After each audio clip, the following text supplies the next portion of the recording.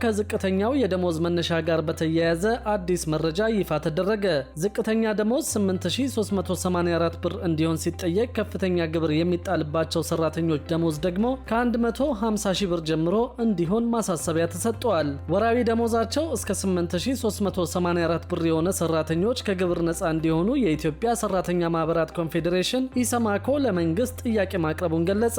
የኢሰማኮ ፕሬዝዳንት አቶ ካሳሁን ፎሎ እንደገለጹት ወራዊ ደሞዛቸው እስከ 8384 ብር የሆነ ተቀጣሪ ሰራተኞች ከግብር ነፃ እንዲደረጉ ለመንግስት ጥያቄ አቅርበዋል። የገንዘብ ሚኒስቴር ላለፉት 9 ዓመታት በስራ ላይ ቆይቷል የተባለውን የገቢ ግብር አዋጅን ለማሻሻል ጉዳዩ ይመለከታቸዋል ከተባሉ ባለድርሻዎች ጋር ውይይት በማድረግ ላይ ይገኛል። በዚህ ማሻሻያ ረቂቅ አዋጅ እስከ 2000 ብር የሚከፈላቸው ሰራተኞች ከግብር ነፃ እንዲሆኑ ተደንግገዋል። ኢሰማኮ እስከ 8384 ብር ድረስ የሚከፈላቸው ተቀጣሪዎች ከግብር ነፃ እንዲሆኑ ለገንዘብ ሚኒስቴር በደብዳቤ እንደጠየቀ አስታውቀዋል። አቶ ካሳሁን በዓለም ባንክ መረጃ መሰረት ዕለታዊ ገቢው $3 በታች የሆነ ሰው ደሃ በመሆኑ የመንግስት የገቢ ግብር በዚህ ወለል ስር ያሉ ተቀጣሪዎችን ታሳቢ ሊያደርግ ይገባል ብለዋል። በማናቸውም ቀጣሪ ተቋማት የሚሰሩ ሰራተኞች በወር ከ8384 ብር እስከ 22974 ብር ደሞዝ የሚያገኙ ሰራተኞች 10 በመቶ ግብር እንዲጣልባቸው መንግስትን መጠየቁን ኢሰማኮ ገልጿል። ከ22975 እስከ 44530 ብር ወራዊ ደሞዝ ተከፋዮች ደግሞ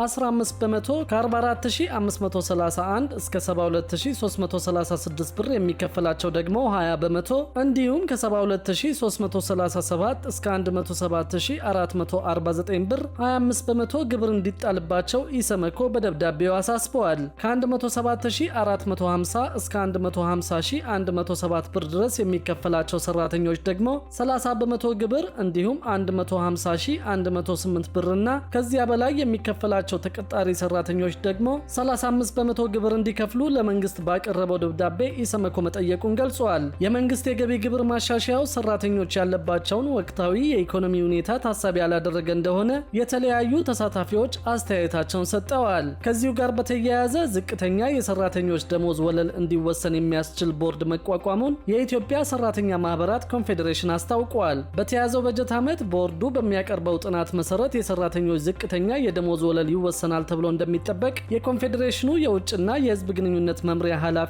አቶ አያሌው አህመድ ተናግረዋል። ቦርዱ ከሌሎች ሀገራት ተሞክሮን በመውሰድ የሀገሪቱን የኢኮኖሚ ሁኔታ፣ የሰራተኞችን ገቢና ሌሎች መሰረታዊ ጉዳዮችን በማጥናት ዝቅተኛ የደሞዝ ወለልን የሚያጠና እንደሆነ የተናገሩት ኃላፊው ከመንግስት ከአሰሪዎችና ከኮንፌዴሬሽኑ የተውጣጡ አባላት እንዳሉበት ገልጸዋል። ኃላፊው አያይዘውም ለመንግስት ሰራተኞች የደሞዝ ማሻሻያ መደረጉን በማስታወስ ደሞዝ ያልተጨመረላቸውና የዝቅተኛ ተከፋይ የሆኑት በአንድ ገበያ እኩል ሊገበያዩ የማይችሉ በመሆኑ ዝቅተኛው የደሞዝ ወለል በተያዘው በጀት ዓመት ሊወሰን ይገባል ብለዋል። በኢንዱስትሪዎችና በግል የልማት ተቋማት ላይ የሚሰሩ ሰራተኞች አነስተኛ ደሞዝ የሚያገኙ በመሆኑ መንግስት ዝቅተኛ የደሞዝ ወለልን እንዲወስን የኢትዮጵያ ሰራተኛ ማህበራት ኮንፌዴሬሽን ተደጋጋሚ ጥሪን ሲያቀርብ መቆየቱ የሚታወስ ነው። በዚህም የተቋቋመው ቦርዱ በሚያሳየው የጥናት ውጤት በበጀት ዓመቱ ዝቅተኛ የደሞዝ ወለል ይወሰናል ተብሎ እንደሚጠበቅ ኃላፊው አመላክተዋል። የመንግስት የልማት ድርጅት እንዲሁም የግል ሰራተኞች የሚተዳደሩባቸው ህጎች የተለያዩ ቢሆኑም ከደሞዝ ጭማሪ ጋር በተያያዘ በጋራ እንዲሻሻሉ